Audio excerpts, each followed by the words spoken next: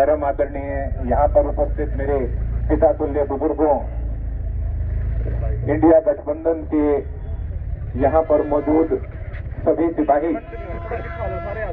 मेरे दादाजी चौधरी बंसीलाल जी के प्रति आस्था रखने वाले आप सब यहाँ पर उपस्थित मेरे आदरणीय बुजुर्गों, माताओं, बहनों, मेरे प्यारे भाइयों, यहाँ पर डॉक्टर भारद्वाज जी मौजूद हैं, मेहता साहब मौजूद हैं, कॉमरेड साहब मौजूद हैं दोनों, और तंवर जी मौजूद हैं,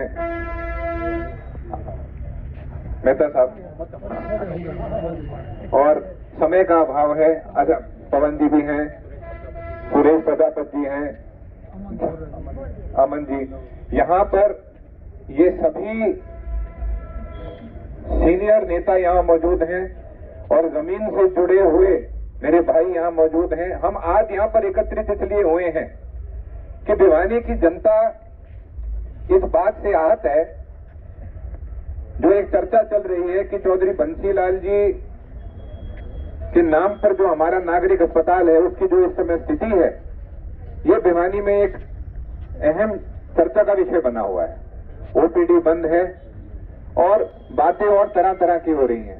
गौरतलब होगा, आप सबको इस बात का पता होगा, हमारे पंडित नेकीराम शर्मा जी के नाम पर मेडिकल कॉलेज खुला, उसका हम सबने दिल के गहराइयों से स्वागत किया था, क्योंकि भिवानी एक समय पंडित नेकीराम शर्मा जी के नाम से जाना जाता था।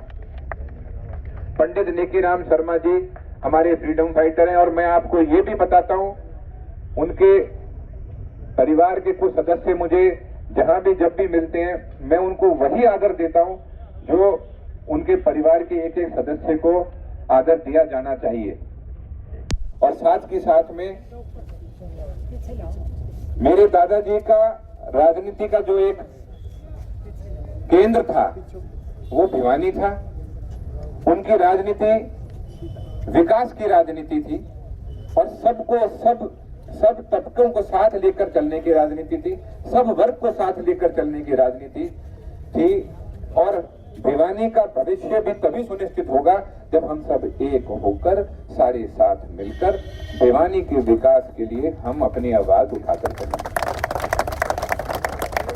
आज के दिन पानी और सीवर की समस्या एक बहुत गंभीर समस्या बनी हुई है और हम आज प्रशासन से गुजारिश करते हैं, मॉनसून आने से पहले उस समस्या का समाधान करें, क्योंकि मैं नहीं चाहता, हम में से कोई ये बात नहीं चाहता कि इस चीज के कारण इस चीज को, अगर इस चीज का सुधार ना करें जिसके कारण हमारे भिवानी की जनता, हमारी भिवानी की जनता को कोई भी कष्ट हो, ये हमें मंजूर नहीं है। और मैं आपको ये भी बताना चाहता हूं, मैं दादाजी की बराबरी नहीं कर सकता, कोई राजनीतिक आदमी मेरे दादाजी की बराबरी नहीं कर सकता, परंतु उनके बताए हुए रास्ते, उनके दिखाए हुए रास्ते पर चलने की हम कोशिश करेंगे, तभी हमारा भिवानी वापस से सामाजिक रूप से और राजनीतिक रूप से मजबूत होगा। चौधरी जिंदाबाद जिंदाबाद जिंदाबाद। और मैं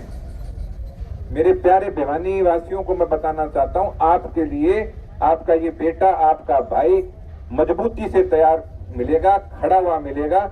और अकेला नहीं हूं मैं ये नहीं कहूंगा कि मैं अकेला सब समाधान कर दूंगा। यहाँ जितने भी उपस्थित हैं, डॉक्टर साहब हैं, मेहता साहब हैं, तंवर जी हैं, प्रजापत सुरेश जी हैं, कॉमरेड साहब हैं, जितने भी आप यहाँ पर आए हो, आप सबके सहयोग से, आप सबके साथ से भिवानी को मजबूत करना है, भिवानी को मजबूत करेंगे। तो किसी की भी कोई समस्या हो, आपके लिए खड़ा हूं, 24 घंटे तैयार हूं, मेरी टीम आपके लिए तैयार है। और मैं एक बार फिर आप सबका शुक्रिया अदा करता हूं, आप यहाँ पर एक ही मैसेज पर आप सारे यहाँ पर एकत्रित हुए हो। और आज हम अब चलकर डीसी साहब के दफ्तर में ज्ञापन देंगे और हमारी 2 मांगों को लेकर हम अलग अलग ज्ञापन है। एक ज्ञापन है अस्पताल को लेकर, जिसमें मैं सभी नेता जो यहाँ उपस्थित हैं, मैं सबका शुक्रिया अदा करता हूँ, क्योंकि ये सिर्फ एक परिवार को लेकर बात नहीं है, चौधरी बंसीलाल जी सबके थे। इस इलाके की एक मिट्टी के एक कण में चौधरी बंसीलाल जी के लिए एक भावना जुड़ी हुई है। सबका चौधरी बंसीलाल जी के प्रति एक भावनात्मक लगाव है, वो सबके थे। और ये सबके परिवार के, अगर मैं कहूँ सदस्य थे, तो मेरे दादाजी चौधरी बंसीलाल जी थे।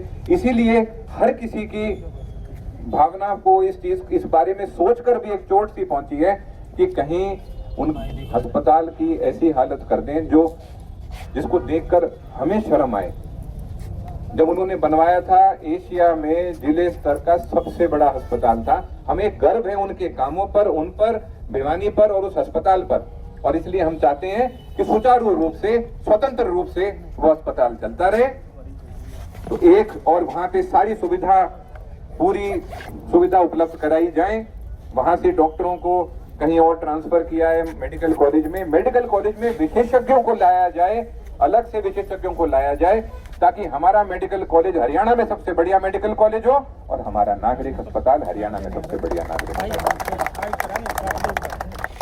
क्या भिवानी की अनदेखी हो रही है, बंसीलाल के नाम की अनदेखी हो रही है? मुख्य रूप से दो बातों को लेकर हम आज मुख्यमंत्री महोदय के नाम हम आज ज्ञापन हमारे डीसी साहब के माध्यम से देने जा रहे हैं, जिसमें से जो पहली बात है वो ये है, पहला मुद्दा ये है, जो चौधरी बंसीलाल नागरिक अस्पताल है, उस अस्पताल में अभी सुविधाओं का बुरा हाल है। ओपीडी बंद हो रखी है, लिफ्ट नहीं चल रही है और आम आदमी को, भिवानी की जनता को, जो भी मरीज हैं उनको बहुत तकलीफ हो रही है। तो हम ये चाहते हैं कि ओपीडी वापस चालू करी जाए और स्वतंत्र और सुचारू रूप से चौधरी बंसीलाल नागरिक अस्पताल चलाया जाए।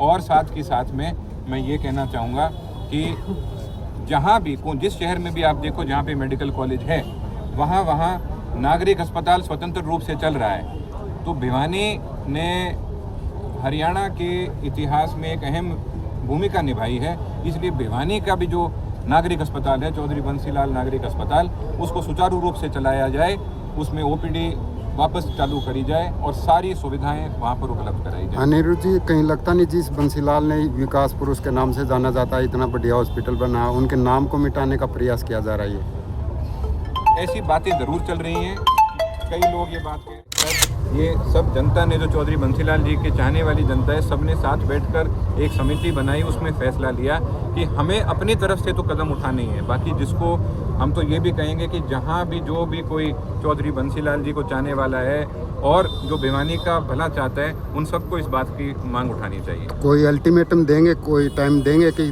कब तक ये समाधान होना चाहिए, आगे क्या कदम होगा? ये फैसला संघर्ष समिति लेगी। संघर्ष समिति ने फैसले लेने, मैं अकेला अनिरुद्ध चौधरी यहाँ पे कुछ नहीं हूँ, मैं सबके साथ, जो संघर्ष समिति ने जो फैसले लिया है, यहाँ पे सारे मौजूद व्यक्ति हैं, ये संयुक्त रूप से जो फैसला लेंगे, हम तो उसका पालन करते हुए आगे चलेंगे। तो क्या डीसी से लगता है कि समाधान होगा? अगर सीएम से मिलना हो या मंत्री से मिलना हो, वहाँ जाएंगे, मिलेंगे? पूर्ण रूप से विश्वास है कि कोई भी व्यक्ति, देखो प्रधानमंत्री नरेंद्र मोदी जी जब भिवानी जिले में या भिवानी महेंद्रगढ़ पार्लियामेंट कॉन्स्टिट्यूएंसी में आते हैं, उनके भाषण में हमेशा चौधरी बंसीलाल जी का नाम होता है। और आप अगर देखें तो भारतीय जनता पार्टी की आज के दिन अगर दिल किसी में बसता है तो नरेंद्र मोदी जी में बसता है। तो शायद किसी की भी अगर ये कोशिश हो तो वो कहीं ना कहीं जो प्रधानमंत्री जी की जो कथनी है उसमें कहीं ना कहीं रुकावट डालने का काम कर रहे हैं। और शायद मेरे ख्याल से माननीय मुख्यमंत्री जी को ये चीज़ बर्दाश्त नहीं होगी,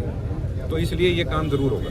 मुख्यमंत्री या पीएम से मिलना पड़ा तो मिलेंगे वहाँ? क्यों नहीं मिलेंगे, मिलना पड़ा, जिससे मिलना पड़ा मिलेंगे। भाई कितने सभामणि बोलनी पड़ी, वहाँ भी बोलेंगे। क्या लगता है आपको लगता है कि भिवानी के नेताओं में ये काबिलियत नहीं? इस तरीके से रामकुमार गौतम का एक बयान आया था कि विधायक तो कुछ कर नहीं सके, इसलिए सभामणि का सहारा लिया जाएगा। देखो, प्रधानमंत्री जी भी राम मंदिर जाके धोख मारते हैं, तो भगवान का सहारा तो हर कोई लेता है, हम भी लेते हैं। तो हम तो सभामणि का सहारा, बाबा गुलाबगिरी जी का सहारा, शिव जी का सहारा, शिव जी का जिन्हें हनुमान जी का सहारा, देवी माँ का सहारा, हम तो सबका सहारा लेके चलते हैं। मैं तो ये इस तरह बताना था कि वहाँ जाना पड़ा तो हम तो भगवान के दरबार में भी जाएंगे, इस चीज़ के लिए हम अपना काम करा के रहेंगे। ठीक है साथियों।